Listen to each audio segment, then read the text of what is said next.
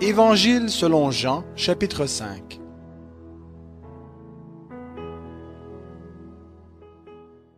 Après cela, il y eut une fête des Juifs et Jésus monta à Jérusalem. Or, à Jérusalem, près de la porte des brebis, il y a une piscine qui s'appelle en hébreu Bethesda et qui a 5 portiques. Sous ces portiques était couchée une multitude de malades, d'aveugles, de boiteux, d'estropiés, de paralytiques qui attendaient le mouvement de l'eau. Car un ange descendait périodiquement dans la piscine et agitait l'eau. Et celui qui descendait le premier, après que l'eau avait été agitée, était guéri, quelle qu'ait été sa maladie. Là se trouvait un homme malade depuis 38 ans. Jésus le vit couché et sachant qu'il était déjà là depuis longtemps, lui dit « Veux-tu retrouver la santé ?» Le malade lui répondit « Seigneur, je n'ai personne pour me jeter dans la piscine quand l'eau est agitée, et pendant que j'y vais, un autre descend avant moi. »« Lève-toi, lui dit Jésus, prends ton lit et marche. » Aussitôt, cet homme retrouva la santé. Il prit son lit et se mit à marcher. C'était le sabbat, ce jour-là. Les Juifs dirent donc à celui qui avait été guéri, « C'est le sabbat, il ne t'est pas permis de porter ton lit. » Il leur répondit, « Celui qui m'a rendu la santé m'a dit, « Prends ton lit et marche. » Ils lui demandèrent, « Qui est l'homme qui t'a dit, « Prends et marche » ?» Mais celui qui avait été guéri ne savait pas qui c'était, car Jésus avait disparu dans la foule qui était à cet endroit. Après cela, Jésus le trouva dans le temple et lui dit, « Voici, tu as retrouvé la santé, ne pêche plus, de peur qu'il ne t'arrive quelque chose de pire. » Cet homme s'en alla et dit aux Juifs que c'était Jésus qui lui avait rendu la santé. C'est pourquoi les Juifs poursuivaient Jésus, parce qu'il faisait cela pendant le sabbat.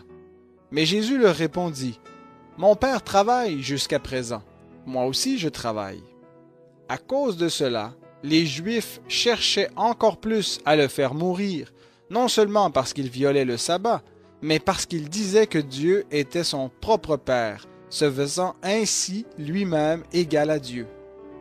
Jésus leur répondit donc, « en vérité, je vous le dis, le Fils ne peut rien faire par lui-même, mais seulement ce qu'il voit faire au Père, et tout ce que le Père fait, le Fils aussi le fait également. Car le Père aime le Fils et lui montre tout ce qu'il fait. Il lui montrera des œuvres plus grandes que celles-ci, afin que vous soyez dans l'étonnement.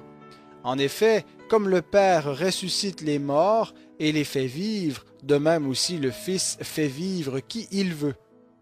De plus, le Père ne juge personne, mais il a remis tout jugement au Fils, afin que tous honorent le Fils, comme ils honorent le Père.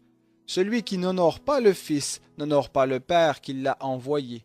En vérité, je vous le dis, celui qui écoute ma parole et qui croit à celui qui m'a envoyé a la vie éternelle et ne vient pas en jugement, mais il est passé de la mort à la vie. En vérité, je vous le dis, l'heure vient, et c'est maintenant, où les morts entendront la voix du Fils de Dieu, et ceux qui l'auront entendu vivront. En effet, comme le Père a la vie en lui-même, ainsi il a donné au Fils d'avoir la vie en lui-même. Et il lui a donné le pouvoir d'exercer le jugement, parce qu'il est Fils de l'homme. Ne vous en étonnez pas, car l'heure vient où tous ceux qui sont dans les tombeaux entendront sa voix. Ceux qui auront fait le bien en sortiront pour la résurrection et la vie, ceux qui auront pratiqué le mal pour la résurrection et le jugement. Moi, je ne peux rien faire par moi-même. Selon ce que j'entends, je juge, et mon jugement est juste, parce que je ne cherche pas ma volonté, mais la volonté de celui qui m'a envoyé. Si c'est moi qui rends témoignage de moi-même, mon témoignage n'est pas vrai. C'est un autre qui rend témoignage de moi, et je sais que les témoignages qu'il rend de moi est vrai. Vous avez envoyé des messagers vers Jean, et il a rendu témoignage à la vérité. Pour moi, ce n'est pas d'un homme que je reçois le témoignage, mais je dis ceci, afin que vous soyez sauvés. Jean était la lampe qui brûle et qui brille, et vous avez voulu vous réjouir 1 heure à sa lumière. Moi j'ai un témoignage plus grand que celui de Jean, car les œuvres que le Père m'a donné d'accomplir, ces œuvres mêmes que je fais témoignent de moi que le Père m'a envoyé. Et le Père qui m'a envoyé a lui-même rendu témoignage de moi.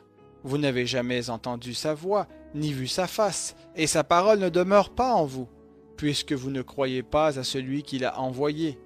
Vous sondez les Écritures parce que vous pensez avoir en elles la vie éternelle.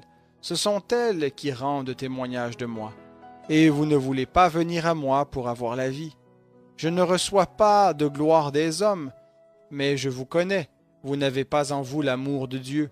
Je suis venu au nom de mon Père, et vous ne me recevez pas. Si un autre vient en son propre nom, vous le recevrez.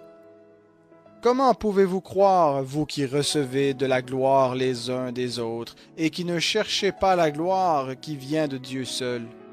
Ne pensez pas que moi je vous accuserai devant le Père. Celui qui vous accuse, c'est Moïse, en qui vous avez mis votre espérance. Car si vous croyiez Moïse, vous me croiriez aussi, parce qu'il a écrit à mon sujet. Mais si vous ne croyez pas à ses écrits, comment croirez-vous à mes paroles ?